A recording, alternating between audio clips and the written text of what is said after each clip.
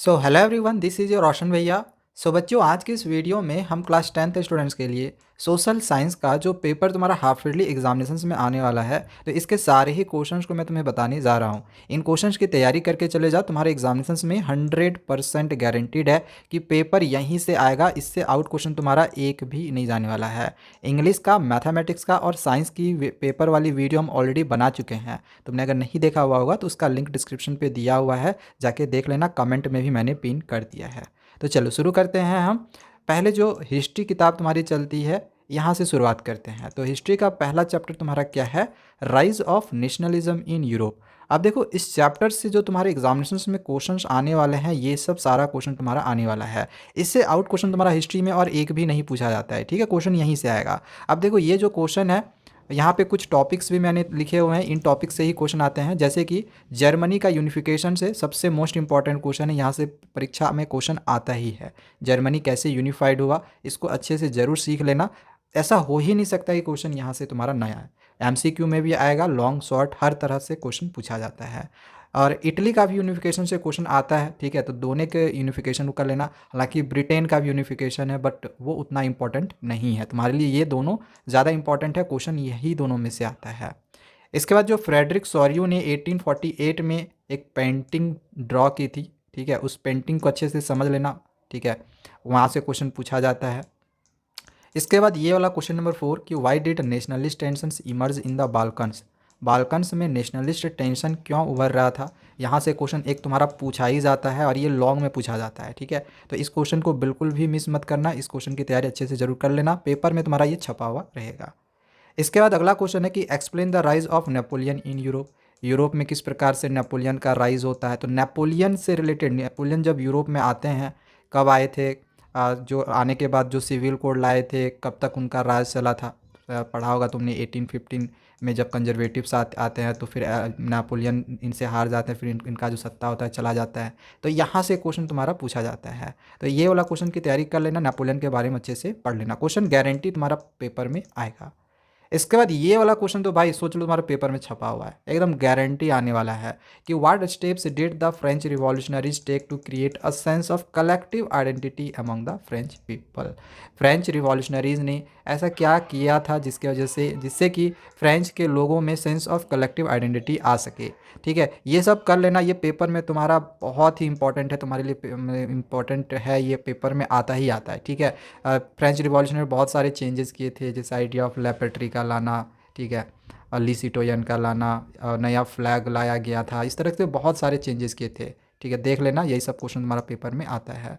इसके बाद कुछ शॉर्ट नोट्स, जैसे कि गिसिपी मैजनी से रिलेटेड क्वेश्चन पूछा जाता है तुम्हारे एग्जामिनेशंस में। गिसिपी गैरीबाल्दी से आता है। एंड ट्रीटी ऑफ वियना, जो कि 1815 में साइन हुआ था, जब नेपोलियन हारा था, तो उस समय ये ट्रीटी ऑफ वियना साइन हुआ था। तो यहाँ से भी तुम्हारे पेपर में क्वेश्चन आता है, तो यहाँ से इसको कर लेना। एंड और एक दो डेफिनेशन है, जैसे कि लिबरलिज्म क्या होता है, रोमांटिसिज्म क्या होता है, और इम्परलिज्म क्या होता है। ये 3 डेफिनेशन कर लेना। अगर तुम इतना कर लेते हो ना, तो भाई समझ लो इस चैप्टर से और इससे ज़्यादा और एक भी क्वेश्चन तुम्हारा नहीं आएगा। तुम्हारा चैप्टर ये सोच लो कंप्लीट हो गया है, पेपर में तुम्हारा यहीं से आएगा, 100% कन्फर्म्ड है।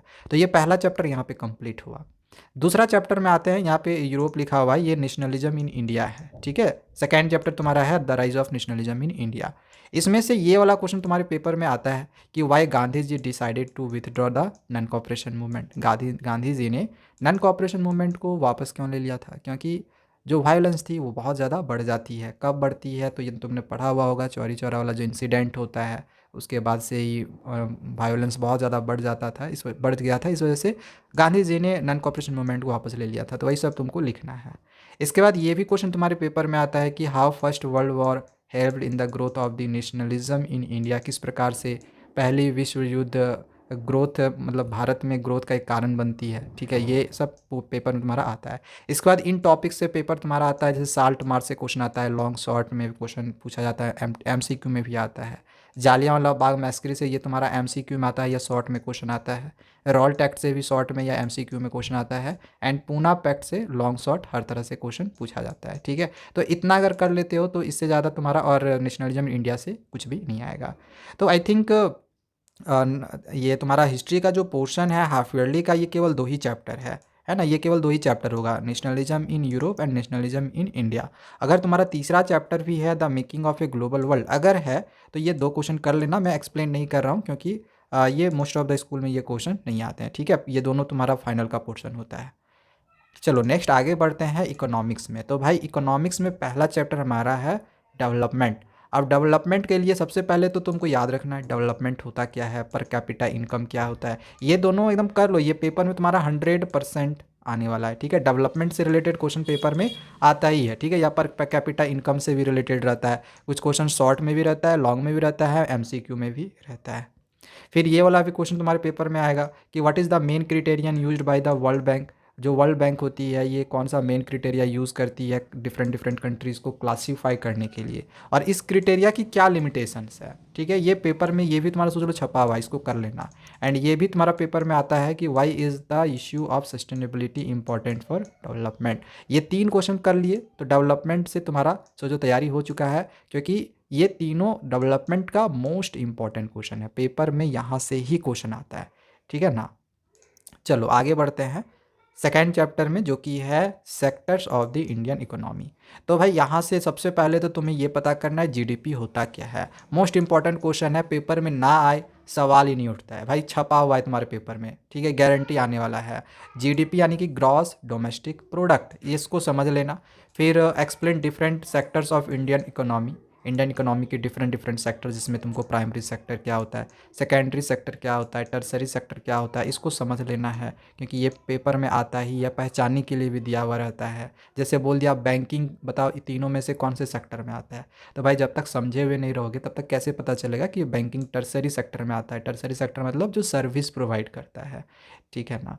तो इस तरह से तीनों सेक्टर के बारे में समझ लेना। अभी मैं समझा नहीं रहा हूँ, अगर हाँ किसी स्टूडेंट को प्रॉब्लम होगा कि सर समझा दीजिए, तो भाई ऑलरेडी वीडियोस बनी हुई है चैप्टर्स की, समझ सकते हो। बट अगर समय नहीं है तो इन क्वेश्चंस की तैयारी कर लेना। अगर क्वेश्चन भी समझने में दिक्कत होगी, आंसर नहीं मिलेगी, तो कमेंट करना, मैं किसी दूसरे वीडियोज़ में इसके आंसर्स को भी मैं समझा दूँगा, ठीक है।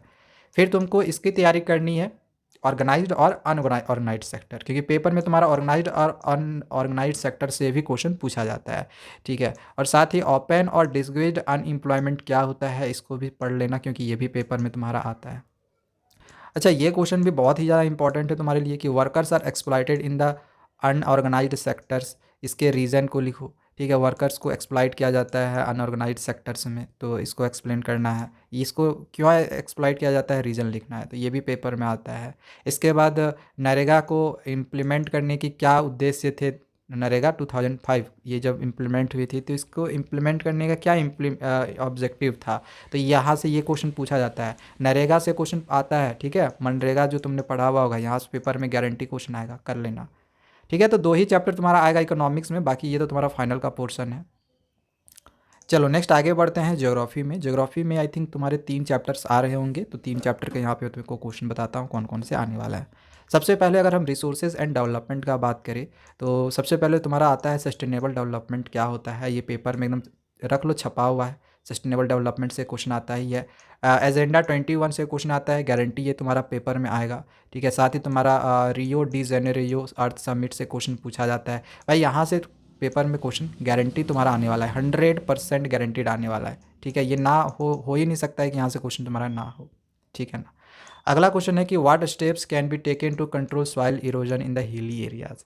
हिली एरियाज़ में सॉइल इरोजन को कंट्रोल करने के लिए हम कौन कौन से स्टेप्स लेते हैं, पेपर में ये भी तुम्हारा आता है, ठीक है। एंड ये भी क्वेश्चन बहुत सालों में पूछा हुआ है कि analyse the impact of mining activities on the local environment and the health of the surrounding communities. तो अगर इतने क्वेश्चन की तैयारी कर लेते हो तो सोच लो ये चैप्टर तुम्हारा कंप्लीट हो गया। हाई चांसेस है कि तुम्हारा पेपर में इन्हीं 3 टॉपिक में से क्वेश्चन आ जाए, ठीक है। और इसमें से भी आ जाए, अगर यहाँ से आना रहेगा तो आ जाएगा, और नहीं आता है तो ये 5 वाला भी आ जाएगा, ठीक है। तो ये मैं एक क्वेश्चन एक्स्ट्रा लेके चल रहा हूँ, अगर ये नहीं कर पाते हो तो कोई दिक्कत नहीं है, इसको तुम चाहो तो छोड़ सकते हो, ठीक है। बाकी ये 4 तो ज़रूर ही कर लेना। चलो आगे बढ़ते हैं सेकेंड चैप्टर की ओर। ज्योग्राफी का सेकेंड चैप्टर तुम्हारा है forest and wild life resources. तो इसमें से सबसे पहले तुमको पता करना है कि बायोडाइवर्सिटी क्या होता है। भाई बहुत ही इंपॉर्टेंट है, ठीक है, ये पेपर में आता है। एंड बायोडाइवर्सिटी क्यों इम्पॉर्टेंट होता है ह्यूमन लिव्स के लिए, ये क्वेश्चन पेपर में ज़रूर आएगा, ठीक है। किस प्रकार से ह्यूमन एक्टिविटीज़ अफेक्ट डालती है फ्लोरा एंड फौना के ऊपर, तो ये भी तुमको एक्सप्लेन करने के लिए भी क्वेश्चन रहता है। Wild protection act by guaranteed, ये तुम्हारे पेपर में रहेगा। और प्रोजेक्ट टाइगर क्या होता है, ये दो क्वेश्चन में से एक क्वेश्चन या दोनों क्वेश्चन जो है वो 100% गारंटेड है कि तुम्हारा पेपर में छपा हुआ रहेगा। ठीक है, ये कर लो, ये पेपर में तुम्हारा गारंटी आने वाला है। चलो अगला चैप्टर में आते हैं जो कि है वाटर रिसोर्सेज। ये तीसरा चैप्टर है एंड आई थिंक ये तीन ही चैप्टर तुम्हें पढ़ने होंगे।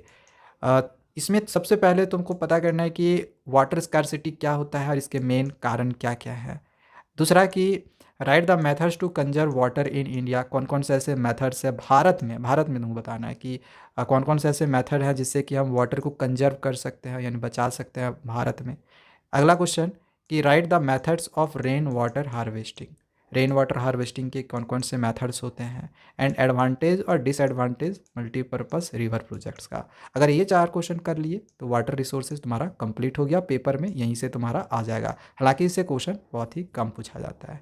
ठीक है, एंड इसमें से तुम्हारा जो मैप वर्क है ये तुम्हारा फर्स्ट चैप्टर से कुछ मैप वर्क दिया हुआ है, मैप वर्क से क्वेश्चन आएगा। और वाटर रिसोर्सेज से भी कुछ मैप वर्क क्वेश्चन आएंगे। ठीक है, सेकंड चैप्टर में मैप वर्क क्वेश्चन नहीं है, तो या तो फर्स्ट चैप्टर से मैप वर्क क्वेश्चन आएगा या तो सेकंड चैप्टर से आएगा, यही दोनों में से एक आएगा। हालांकि ज्योग्राफी का हमने कंप्लीट मैप वर्क करवाया हुआ है और हिस्ट्री से भी तुम्हारे दो क्वेश्चन मैप वर्क से ही आएंगे, नेशनलिज्म इन इंडिया से। अगर तुमको देखना होगा तो उसका लिंक मैं डिस्क्रिप्शन पे दे दूंगा, जाके देख लेना। ठीक है, मैंने दोनों का करवाया हुआ है जो भी मैप में तुम्हारे क्वेश्चंस आएंगे। ठीक है ना, तो ये दोनों चैप्टर तुम्हें पढ़ना नहीं है अभी फ़िलहाल, तो इसको हम स्किप करेंगे। चलो लास्ट बच गया हम लोग का पॉलिटिकल साइंस। आई थिंक इसमें भी तुमको 3 चैप्टर ही पढ़ने होंगे। 3 चैप्टर का मैं तुमको यहाँ पे बताता हूँ कौन कौन से क्वेश्चन आएंगे। तो सबसे पहला तुम्हारा है पावर शेयरिंग। भाई इसमें से सबसे पहले तो ये रट लो कि what are the different forms of power sharing in modern democracies. Modern democracies में पावर शेयरिंग की डिफरेंट फॉर्म्स क्या क्या हैं, रट लो, पेपर में तुम्हारा आने वाला है। दूसरा ये क्वेश्चन पूछा जाता है कि पावर शेयरिंग का प्रूडेंशियल और मोरल रीजन को लिखो, ये भी गारंटी तुम्हारे पेपर में आता है। फेडरलिज्म के 5 की फ्यूचर्स भी पूछे जाते हैं। और फेडरल कंट्री को इंडिया मतलब क्या बनाता है, जिसमें तुमको यूनियन लिस्ट, स्टेट लिस्ट और कंकरेंट लिस्ट के बारे में पूछा जाता है। हालांकि यहाँ पे ये दो टॉपिक है ना, ये तुम्हारा फेडरलिज्म का मैंने ले लिया है। ठीक है, पावर शेयरिंग से यहीं से क्वेश्चन तुम्हारा पूछा जाता है। या तो तुम्हारा श्रीलंका से क्वेश्चन पूछा जाएगा, vertical division of power sharing, या तो horizontal division of power sharing. वो क्वेश्चन मैंने यहाँ पे लेना भूल गया है। ठीक है, vertical division of power sharing और horizontal division of power sharing, ये दोनों कर लेना। ठीक है, इसके बाद बेल्जियम और श्रीलंका का स्टोरी को समझ लेना, क्वेश्चन तुम्हारा वहाँ से पूछा जाएगा। ठीक है, चलो आगे बढ़ते हैं। इसके बाद सेकंड जो तुम्हारा चैप्टर है वो है फेडरलिज्म। तो फेडरलिज्म के ऊपर के दो क्वेश्चन तो मैंने तुमको दिखाई दिए थे, ये दोनों क्वेश्चन फेडरलिज्म के हैं। ये दोनों क्वेश्चन को करके लेना एंड इसको समझ लेना, यूनियन लिस्ट क्या होता है, स्टेट लिस्ट क्या होता है, कंकरेंट लिस्ट क्या होता है, पेपर में आता है तुम्हारा इन तीनों लिस्ट से रिलेटेड। इसके बाद फेडरलिज्म पे और भी कुछ क्वेश्चन, जैसे फेडरल फॉर्म ऑफ गवर्नमेंट और यूनिटरी वन में क्या क्या डिफरेंसेस होता है, इसका एग्जांपल के साथ तुमको एक्सप्लेन करना है, पेपर में ही आता है, इसको अच्छे से कर लेना। फिर दो रीज़न तुम्हें बताना है, state that India is a federal country, India एक फेडरल कंट्री है, इसके तुमको दो रीज़न बताने हैं क्यों। ठीक है, तो ये दो क्वेश्चन कर लिए, तुम्हारा फेडरलिज्म सोचो खत्म हो गया। इसके बाद अगला चैप्टर तुम्हारा आता है जेंडर, रिलीजन एंड कास्ट। तो इसमें तो सबसे पहले तो क्वेश्चन तुम्हारा ये आता है कि state how caste inequalities are still continuing in India. Bharat में कैसे जो कास्ट इनक्वालिटीज़ है वो आज भी बनी हुई है, ये पेपर में तुम्हारा आता ही है। ठीक है, कास्ट से रिलेटेड क्वेश्चन पेपर में आता ही है। इसके बाद सेक्युलर स्टेट भारत का, what makes India A secular state, Bharat को क्या एक सेक्युलर स्टेट बनाता है, ये भी पेपर में तुम्हारा आता है। एंड फिर state different forms of communal politics with one example is, different forms of communal politics क्या है उसको स्टेट करना है, उसको एग्जांपल के साथ लिखना है। And describe any 5 futures of caste system of India. तो ये 4 क्वेश्चन कर लो, तुम्हारा जेंडर, रिलीजन एंड कास्ट जो है ख़त्म हो जाएगा, पेपर में तुम्हारा यहीं से आएगा। बाकी ये सब फाइनल का तुम्हारा पोर्शन है, तो अभी मैं तुमको ये नहीं बता रहा हूँ।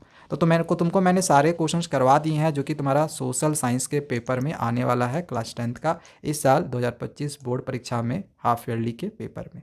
ठीक है, अगर तुमको इसी तरह का क्वेश्चन चाहिए और भी सब्जेक्ट के, जैसे साइंस का, मैथमेटिक्स का और इंग्लिश का, तो उसकी वीडियोस ऑलरेडी बनी हुई है, उसका लिंक डिस्क्रिप्शन पे, कमेंट में, दोनों मैंने पिन कर दिया है, जाके देख लेना। मिलते हैं दूसरे वीडियोज़ में, चैनल को जरूर सब्सक्राइब कर लेना और भी इसी तरह की वीडियोज़ तुम्हारे लिए मैं लाता रहूँगा।